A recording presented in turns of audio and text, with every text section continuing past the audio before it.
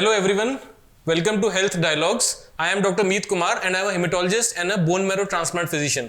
Today we will be talking about a disease that was diagnosed first in 1844, way back almost more than 250 years back, but that has still not achieved a technical cure for all reasons. The disease that I am talking about today is called multiple myeloma. That is a disease of the bones, that is a cancer of the bones. यह एक तरह का blood cancer है जो कि specially हड्डियों को affect करता है।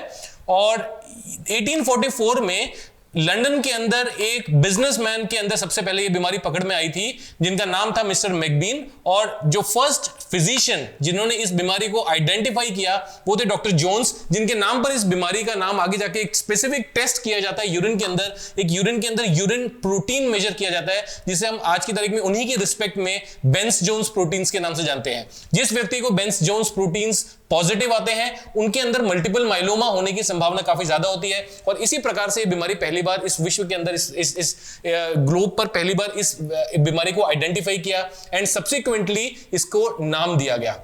बहुत सारी रिसर्च इसके बाद आगे चली, इसके अंदर बहुत से लोगों ने और अपने कंट्रीब्यूशन किए। रॉबर्ट काइल जो मेयो इंस्टीट्यूट से थे और बहुत से लोग जिनके अंदर मल्टीपल लेवल्स पर जांचें करी, कुछ ब्लड टेस्ट किए, बोन मैरो की जांच करी, सीटी स्कैन्स किए गए, पेट स्कैन्स किए गए। इन सब के बाद जब इन सारी की सारी रिपोर्ट्स को एक जगह पर लाकर रखा गया, तब समझ में आया कि ये बीमारी कितनी खतरनाक है और किस प्रकार से किन किन ऑर्गन्स पे डैमेज करती है। तो हम इस बीमारी के बारे में बात करेंगे आज, जो है मल्टीपल माइलोमा। यह एक प्रकार के प्लाज्मा सेल डिस्क्रेजिया डिसऑर्डर के अंदर में आते हैं। प्लाज्मा सेल डिस्क्रेजिया के अंदर और भी बहुत सारी बीमारियां होती हैं मल्टीपल माइलोमा के अलावा, जैसे वॉल्डेनस्ट्रॉम मैक्रोग्लोबुलिन में अमिलोडोसिस, लाइट चेन अमिलोडोसिस। तो इस प्रकार की अलग अलग बीमारियां हैं जो इसके अंदर कंस्टिट्यूट है, बट आज हम फोकस करेंगे सिर्फ मल्टीपल माइलोमा के ऊपर। क्या इस बीमारी के अंदर प्रेजेंटेशन होती है, कैसे ये बीमारी पकड़ में आती है, किस प्रकार से संदेह किया जाता है, कोई एक डॉक्टर किस प्रकार से संदेह करता है कि इस व्यक्ति को मल्टीपल माइलोमा की तकलीफ हो सकती है। कॉमनली जो किसी व्यक्ति को अचानक से नॉन ट्रॉमेटिक फ्रैक्चर हुआ, पेशेंट जो व्यक्ति है वो नॉर्मली चल रहा है, चलते चलते हल्का सा धक्का लगा और हाथ पे फ्रैक्चर हो गया, पैर में फ्रैक्चर हो गया। आप ऑर्थोपेडिशियन के पास जाएंगे, ऑर्थोपेडिशियन उसका एक्सरे निकालेगा, उसमें बताएगा आपको कि एक्सरे के अंदर एक फ्रैक्चर दिख रहा है। उस फ्रैक्चर के अंदर जो कि नॉन ट्रॉमेटिक था, कोई ट्रॉमा नहीं हुआ, किसी रोड से कोई गिर नहीं गया, बाइक चलाते हुए एक्सीडेंट नहीं हुआ, फिर भी ये फ्रैक्चर हो गया। तो ऐसे में जो ऑर्थोपेडिशियन है आपके, वो एक सीरम प्रोटीन इलेक्ट्रोफोरेसिस का टेस्ट करेंगे, जिससे ये पता चलेगा कि ब्लड के अंदर, उस पेशेंट के ब्लड के अंदर कितना एब्नॉर्मल प्रोटीन जमा है, और वह ही कारण हो सकता है इस प्रकार के एब्नॉर्मल फ्रैक्चर होने का।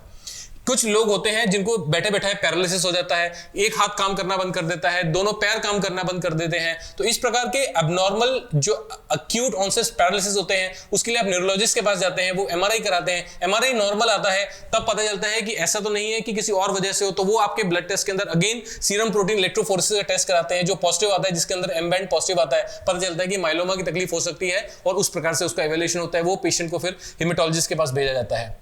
पेशेंट को कोई तकलीफ नहीं है, किडनी की तकलीफ अभी रिसेंटली डिटेक्ट हुई है। पेशेंट को यूरिन आने में कोई बार बार यूरिन पास करना पड़ रहा था, या यूरिन आने में दिक्कत हो रही थी, या कब्जियत हो रही थी बार बार कैल्शियम के बड़े होने की वजह से, इन सारे के सारे सिम्टम्स की वजह से पेशेंट अपने नेफ्रोलॉजिस्ट के पास पहली बार विजिट करने के लिए गए। नेफ्रोलॉजिस्ट ने बताया आपकी किडनी का क्रिएटिनिन जो है काफी बढ़ा हुआ है, 5, 6, 7 आपका क्रिएटिनिन है। क्रिएटिनिन आपका जो जीएफआर है वो काफी कम हो रखा है। इवैल्यूएशन किया, अल्ट्रासाउंड किया, किडनी का साइज नॉर्मल है, श्रंकन नहीं है, क्रोनिक किडनी डिजीज के कोई फीचर्स नहीं है। उसके अंदर उन्होंने एक सीरम प्रोटीन इलेक्ट्रोफोरेसिस का टेस्ट कराया, एम बैंड पॉजिटिव आ गया, मल्टीपल माइलोमा का संदेह हुआ, उसने हेमेटोलॉजिस्ट के पास रेफर किया। सो ये कॉमन सिनेरियोज हैं जिसके अंदर जिस प्रेजेंटेशंस के साथ एक पेशेंट मल्टीपल माइलोमा का डायग्नोज किया जा सकता है। इन सारे के सारे कॉमन सिनेरियोज को जब हम देखते हैं, पेशेंट जब हेमेटोलॉजिस्ट के पास आता है, उनके ब्लड टेस्ट किए जाते हैं, बोन मैरो टेस्ट किए जाते हैं, कुछ एबनॉर्मल टेस्ट होते हैं जिनसे हम लोग कंफर्म करते हैं कि ये इस व्यक्ति को, इस पेशेंट को मल्टीपल माइलोमा की तकलीफ हो सकती है। हीमोग्लोबिन का कम होना, टीएलसी प्लेटलेट का नॉर्मल होना, लिवर फंक्शन टेस्ट के अंदर टोटल प्रोटीन का काफी ज्यादा बड़ा होना और उसके अंदर एल्ब्यूमिन ग्लोबुलिन रेशियो का रिवर्सल होना, एलडीएच का बढ़ा हुआ होना, बीटा 2 माइक्रोग्लोबुलिन का बढ़ा हुआ होना, क्रिएटिनिन का बढ़ा हुआ होना, कैल्शियम का 10 से ज्यादा होना, ये सारे के सारे फीचर्स होते हैं ब्लड टेस्ट के अंदर, जिससे एक मल्टीपल माइलोमा का संदेह मिलता है। अगला टेस्ट जो कराना होता है वो है सीरम प्रोटीन इलेक्ट्रोफोरेसिस, इम्यूनोफिक्सेशन इलेक्ट्रोफोरेसिस और फ्री लाइट चेन एसे। सीरम प्रोटीन इलेक्ट्रोफोरेसिस के अंदर बेसिकली अबनॉर्मल प्रोटीन्स को पकड़ने की टेस्ट होता है। उस टेस्ट के अंदर किस प्रकार का टेस्ट किस प्रकार का प्रोटीन जो है वो अबनॉर्मल है, वो इम्यूनोफिक्सेशन इलेक्ट्रोफोरेसिस एवं फ्री लाइट चेन टेस्ट के माध्यम से पकड़ में आता है। यह टेस्ट करने के बाद आपको हेमेटोलॉजिस्ट बताएंगे एक बोन मैरो का टेस्ट करने के लिए, जिसके अंदर जो यह एब्नॉर्मल प्रोटीन बन रहा है बॉडी में कहां से बन रहा है, वो बोन मैरो के अंदर बन रहा है। बोन मैरो के अंदर एब्नॉर्मल प्लाज्मा सेल्स बैठे हुए हैं, वो बना रहे हैं। उन प्लाज्मा सेल्स को आइडेंटिफाई करने के लिए बोन मैरो का टेस्ट करके यह पता लगा सकता है कितने प्रतिशत प्लाज्मा सेल बैठे हैं। 10% से ज्यादा यदि clonal plasma cells bone marrow के अंदर बैठे हैं तो इसका मतलब होता है कि मल्टीपल माइलोमा ऑलमोस्ट कंफर्म है। बॉडी में कहां पर फैला हुआ है उसको कंफर्म करने के लिए पेट स्कैन या एमआरआई, होल बॉडी एमआरआई किया जाता है, जिसके अंदर की जहां पर पूरी बॉडी के अंदर, बोन्स के अंदर जहां पर इस प्रकार के अबनॉर्मल प्लाज्मा सेल्स का कलेक्शन है वो ग्लो कर जाता है पेट सीटी स्कैन पर या फिर whole body MRI with contrast के ऊपर। पता चल जाता है कि बॉडी में कौन सी ऑर्गन्स को, कौन से बोन्स के अंदर मल्टीपल माइलोमा ने ऑलरेडी अपना इफेक्ट छोड़ रखा है और क्या नेक्स्ट स्ट्रेटजीज होनी चाहिए उनको ट्रीटमेंट तक लेके जाने के लिए। एक बहुत ही इंपॉर्टेंट टेस्ट जो होता है प्रोग्नोस्टिकेट करने के लिए। हमने माइलोमा तो पकड़ लिया, हमें कैसे पता चलेगा कि जो हम ट्रीटमेंट देने वाले हैं उन्हें किस प्रकार का ट्रीटमेंट देना है, कितना अग्रेसिव ट्रीटमेंट देना है ताकि हम लोग बीमारी को जड़ से खत्म करें। उसको पता लगाने के लिए कुछ टेस्ट होते हैं जिसे साइटोजेनेटिक्स या कैरोटाइपिंग एवं फिश फॉर मल्टीपल माइलोमा का टेस्ट होते हैं। इससे यह पता लगाया जा सकता है fluorescent in situ hybridization for multiple myeloma, जिससे यह पता चलता है कि कितना अग्रेसिव प्रकार का मल्टीपल माइलोमा, कितना अग्रेसिव प्रकार का ये ब्लड कैंसर है। साइटोजेनेटिक्स एवं फिश के रिपोर्ट्स को कंपोजिटली एनालाइज करके उसके अंदर मेनली जो 40% पेशेंट्स के अंदर हाइपर डिप्लॉइडी मिलती है, जैसे कि नॉर्मली क्रोमोसोम्स 46 होते हैं, हम सबने मॉलिक्यूलर बायोलॉजी में अपने 10वीं 12वीं क्लास में पढ़ा है। हाइपर डिप्लॉइडी का मतलब होता है जिनके क्रोमोसोम नंबर 46 से ज्यादा हो जाते हैं, 47, 49, 55, 60, व्हाटएवर बी द नंबर, उसे हाइपर डिप्लॉइडी कहते हैं। यह एक अच्छा संकेत होता है मल्टीपल माइलोमा, अच्छा माइलोमा का संकेत होता है कि जो ट्रीटमेंट से अच्छी तरह से रिस्पॉन्ड कर सकता है। बाकी के 40% मरीजों के अंदर मल्टीपल माइलोमा के ट्रांसलोकेशंस देखने को मिलती है, जेनेटिक ऑल्टरेशन देखने को मिलती है, जैसे ट्रांसलोकेशन 414, 1416, 1420। ये प्रकार के माइलोमा थोड़े से अग्रेसिव प्रकार के माइलोमास होते हैं, जिसका मतलब हो गया इन्हें थोड़ा सा और ज्यादा नवीन, नूतन एवं 2021 के अंदर जो नई दवाइयां अवेलेबल हो गई हैं हमारे पास, उनको यूज करके बीमारी को लंबे टाइम तक के लिए कंट्रोल करने के लिए ट्राई कर सकते हैं। इससे भी ज्यादा अग्रेसिव प्रकार के माइलोमास होते हैं जिनके अंदर फिश के अंदर डिलीशन 17p TP53 म्यूटेशन मिलती है या फिर अलग अलग प्रकार के IGH म्यूटेशंस मिलते हैं। तो इस प्रकार से माइलोमा को स्ट्रेटिफाई करके, प्रोग्नोस्टिकेट करके उसके हिसाब से ट्रीटमेंट स्ट्रेटजीज बनाई जाती हैं for best treatment optimal outcomes by a haematologist. Treatment क्या कर सकते हैं, जैसे हमने स्टैंडर्ड रिस्क कर दी माइलोमा है तो उनको एट प्रेजेंटेशन हमने ये आइडेंटिफाई करना है कि पेशेंट क्या ट्रांसप्लांट एलिजिबल है या ट्रांसप्लांट इनएलिजिबल है। 2009 के अंदर IFM 2009 में एक डेटा पब्लिश हुआ था जिसमें ये प्रूव किया गया, irrespective of whatever the risk stratification of a patient with multiple myeloma, किसी पेशेंट के लिए stem cell transplant is the most important treatment that is better than any other chemotherapy. हम लोग 2021 के अंदर बेस्ट कीमोथेरेपीज की भी बात कर लेते हैं, डेराटुमब की बात कर ले, सेलिनेक्सोर की बात कर ले, whatever drugs we talk about, but stem cell transplant probably the data still suggests in 2021 that is irreplaceable and there is no alternative to stem cell transplant for a patient who is diagnosed to have multiple myeloma. For a standard risk multiple myeloma, जिसे हमने बात किया hyper diploid multiple myeloma है, जो कि non double hit non triple hit multiple myelomas हैं, उसके अंदर बेस्ट ट्रीटमेंट इज VRD और VTD या CTD, जो कि आपके हेमेटोलॉजिस्ट आपको गाइड करेंगे whatever is the best treatment they guide you about, चाहे cyclophosphamide, thalidomide, dexamethasone, bortezomib, thalidomide, dexamethasone, bortezomib, lenalidomide, dexamethasone. These are the common drugs, common molecules that are used for the treatment of multiple myeloma with standard risk.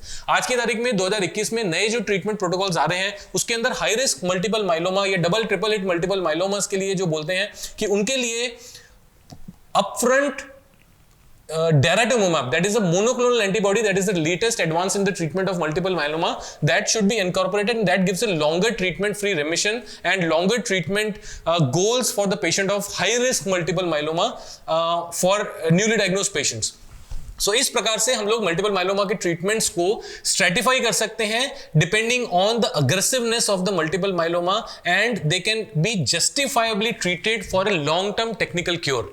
जो आप haematologist के पास जाते हैं वो बोलेंगे आपको on an average 10 से 15 साल का सर्वाइवल मल्टीपल माइलोमा के पेशेंट्स के लिए with different treatment regiments at different time points can be achieved comfortably. So this is the long term outcomes, but that may not hold true for a patient who has got a high risk myeloma wherein a usual lifespan may be in the range of 3 to 5 years. To prolong that lifespan from 3 years to 10 years, these are the advancements in 2021 that should be incorporated, that should be identified, and that should be discussed with the hematologist, the treating doctor who is treating you for multiple myeloma. So initially 3 to 4 cycles of these chemotherapy medications, or we can say targeted medicines for multiple myeloma that are now available as these, they should be tried, and उसके हिसाब से the best response once it is achieved at maybe 3 or at the end of 3 or 4 cycles, your hematologist will guide you for stem cell collection and followed by autologous stem cell transplant, and that is also called now more and more as high dose chemotherapy with stem cell rescue. So what that means is उसके अंदर जब हमने बीमारी को अच्छी तरह से control कर लिया आफ्टर 3 to 4 months और 3 to 4 cycles of the chemotherapy being talked about, उसके बाद पेशेंट के स्टेम सेल्स कलेक्ट करने हैं by the process called stem cell apheresis. उसके बाद उसको one dose of high dose melphalan chemotherapy देना है 140 to 200 milligrams per meter square as per the clinical condition of the patient. This is to be followed by 24 hours later by the stem cell infusion that have been already collected. और उसके बाद करीबन 10 दिन का time लगता है जब वो स्टेम सेल्स अंदर जाते हैं और वो बॉडी का इम्यूनिटी को रिकवर करते हैं, न्यूट्रोफिल्स को रिकवर करते हैं, and after that the patients can be discharged. So what if the patient relapses? अगर पेशेंट को ये सारा का सारा ट्रीटमेंट हमने अपफ्रंट कर दिया, पेशेंट का 6 महीने का इलाज हो गया, 7 महीने का इलाज हो गया, इसके बाद क्या?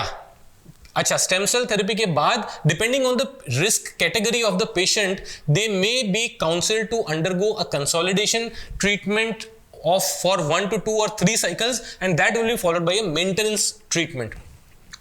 So usually जो consolidation treatment होता है that is usually advocated for patients who are again high risk of multiple myeloma, और उसके अंदर either the same regimen that has been previously used like bortezomib with combination of steroid and other immunomodulated drugs like lenalidomide, thalidomide or pomalidomide is recommended for 1 to 2 cycles.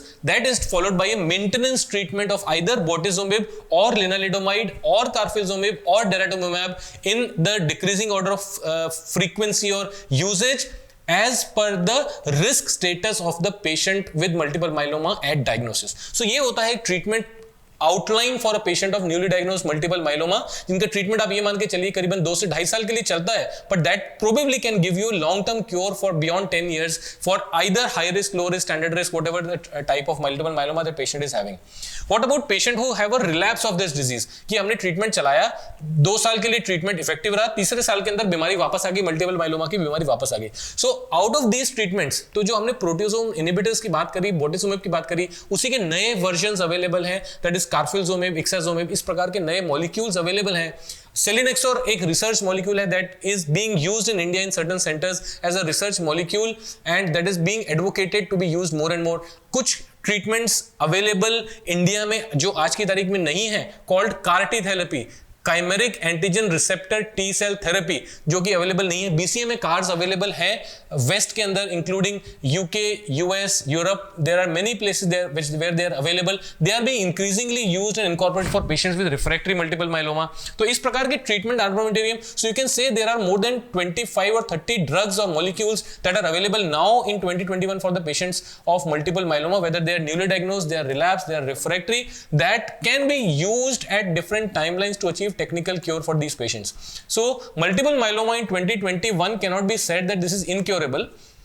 Thanks to Dr. Jones, who first raised the suspicion of that this is a different disease than the known disease at that point of time, and he did the intensive research to lay the foundation stones for identifying these diseases, and a whole lot of the scientists that have worked endlessly to develop new and new drugs. So today also there are newer and newer drugs that are being improved, utilized, approved by FDA, DCGI and other international bodies for incorporation of treatment armamentarium for multiple myeloma, and they are slowly increasing the horizon of cure for multiple myeloma, maybe from 30% decades back to more than 60-70% in 2021. So with this, don't lose hope if someone tells you have got a multiple myeloma, that's a bad disease. Do not lose hope. Contact a justifiably like a good hematologist who is known to you. He will definitely guide you in a proper way to achieve a good remission, long-term remission and technical cure for multiple myeloma. Thank you.